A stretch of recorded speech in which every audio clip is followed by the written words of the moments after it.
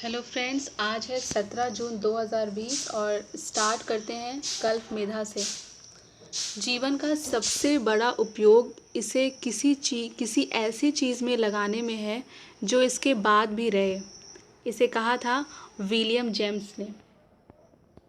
और आज का टॉपिक है रोज़गार का गहराता संकट।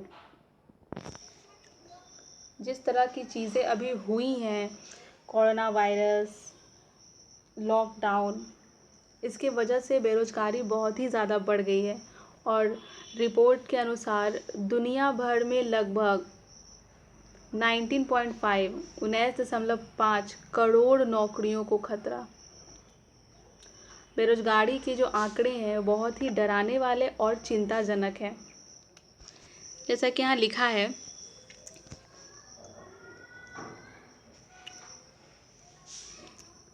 भारत इस वक्त आर्थिक मंदी की चपेट में है। पिछले 2.5 महीने में पूर्णबंदी की वजह से आर्थिक हालत और बिगड़ गए। देश में उद्योग धंधे ठप पड़ गए। नतीजा बेरोजगारी में बढ़ोतरी के रूप में सामने आया। यूँ तो भारत बेरोजगारी की समस्या से पहले से ही जूझ रहा है, लेकिन इन दिनों हालात ज़्यादा विकट हो गए हैं। अंतर्राष्ट्रीय श्रम संगठन, भारत सरकार और विभिन्न एजेंसियों के ताज़ा सर्वेक्षण और रपट इस ओर इशारा करते हैं कि देश में बेरोजगारी का ग्राफ बढ़ा है। जिन युवाओं के दम पर हम भविष्य की मजबूत इमारत की आस लगाए बैठे हैं, उसकी नींव की हालत निराशाजनक है। तो एक रिपोर्ट है NSCO फुल फॉर्म नेशनल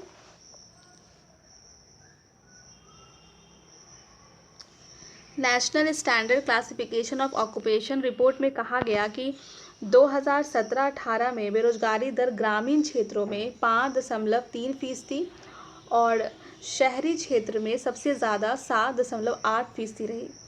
वहीं पुरुषों की बेरोजगारी दर 6.2%, जबकि महिलाओं की 5.7% रही। और इसमें नौजवान बेरोजगार सबसे ज़्यादा थे, जिनकी संख्या 13% से 27% थी। ये तो थी 2017-18, लेकिन अभी जो चल रहा है 2020 के बारे में बात कर लेते हैं। तो एक रिपोर्ट के अनुसार जो अप्रैल महीना 2020 में देश में बेरोजगारी दर बढ़कर 23.5% पहुंच गई है। सिर्फ अप्रैल महीने में बेरोजगारी दर 14.8% का इजाफा हुआ है। मार्च महीने के मुकाबले अप्रैल में बेरोजगारी दर में तेज बढ़ोतरी हुई थी।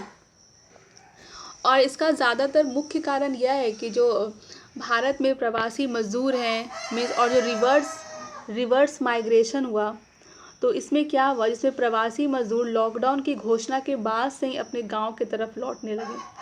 ये तो हुआ कि प्रवासी मजदूर के कारण। और इधर जब से लॉकडाउन हुआ है, सारा एग्ज़ाम कैंसिल हो गया, तो लोग ना एग्ज़ाम ही नहीं दे पाएंगे तो नौकरी लगेगी कैसे। ऐसे भी नौकरी रेलवे SSC बहुत 1 साल लग जाता है। जल्दी तो सिर्फ बैंक में ही होता है, लेकिन ये तो नौकरी की बात है। और ऐसे भी लोगों की बहुत बेरोजगारी तो बहुत ही बढ़ी है। जो मज़दूर वर्ग के लोग हैं, उन्हें अपने जब गांव चले आए हैं और जहाँ पे फैक्ट्री है वहाँ तो पहुँच नहीं पाए हैं, तो वहाँ वे काम नहीं कर पा रहे हैं, उन्हें पैसे नहीं मिल रहे हैं। तो बहुत ज़्यादा बेरोजगारी बढ़ गया है और ये बहुत ही चिंताजनक बात है। बेरोजगारी को तेज़ी से बढ़ती तादाद देश के लिए खतरे की घंटी है। देश में बेरोजगारी को कम किए बिना विकास का दावा करना बेईमानी ही होगा। इस असंतुलन को पाटने की दिशा में ठोस पहल ज़रूरी है। विशेषज्ञों का कहना है कि बेरोजगारी अगर इसी रफ्तार से बढ़ती रही तो हालात विस्फोट होने का अंदेशा है। अनौपचारिक व असंगठित क्षेत्रों में मजदूर और स्वरोजगार में लगे लोगों के लिए समुचित प्रशिक्षण की व्यवस्था की जानी चाहिए, ताकि उनके कौशल को बढ़ाकर उनकी उत्पादकता और आय में सुधार लाया जा सके। ऐसे उपायों से निश्चित ही बेरोजगारी कम की जा सकती है। योजनाओं का अंबार लगा देने भर से बेरोजगारी की समस्या का समाधान नहीं किया जा सकता है। तो सरकार को बहुत ऐसे कदम उठाने होंगे जिससे कि बेरोजगारी थोड़ी सी घटे, देश में आर्थिक संकट जो जिस जूझ रहा है वो थोड़ा कम हो, और जो प्रवासी मजदूर के जो रिवर्स माइग्रेशन हुआ है फिर से अपने काम की तरफ लौट पाएँ, तभी ये ठीक हो सकता है।